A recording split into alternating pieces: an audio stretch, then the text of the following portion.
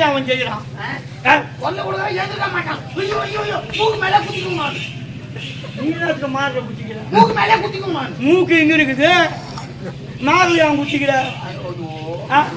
இல்ல நான் போலாமா? டீச்சர் பண்ணிக்கிறான். கொல்ல கூட உட்கார்ந்திருக்கான். டேய் மார்ல அடிக்கிறதுக்கு காரணம் நான் யாருக்கு தெரியும்?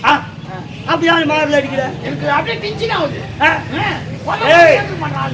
கோபம் உருவானா சாந்தமாவத்துக்கு தான் மார்ல தட்டுவோம். இங்க தட்டுட்டா இப்போ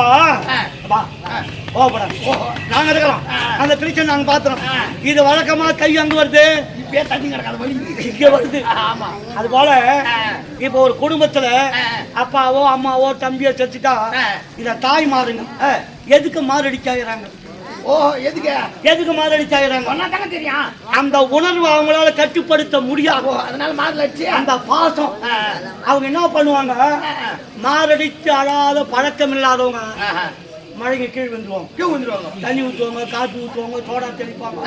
ஆனா அந்த பணத்தை சுத்தி இந்த தாய்மாருங்க மாரடிச்சாலும் இந்த மாரடித்தாலும் போது அந்த உணர்வு அந்த சோகம் தன்னால இறங்கும்.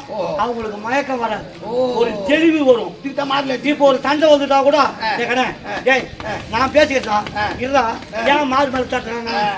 தாசாப்பட்டுதான் சாந்தப்பட்டுதான் உனக்கு என்ன வந்துச்சு நீ அங்க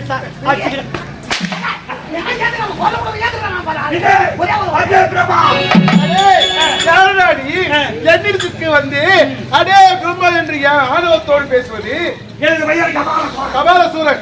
இந்த பிரபல கேள்விக்கு வந்தாய். கபாலசூரன் தெரியும், என் தாய் தந்தை யார் என்பது தெரியாது. என் தாய் தந்தை யார் சொல்லு. உனது தாய் தந்தை யார் என்று தெரிய வேண்டும், அவ்வளவுதானே?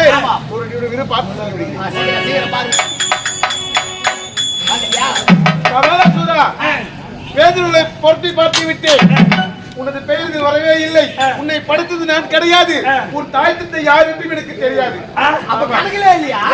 கணக்கிலே இல்ல. இவங்க எல்லாம் உண்மையை பேச மாட்டாங்க. எங்க பேச வைக்கணுமோ அங்க தான் பேச. சரி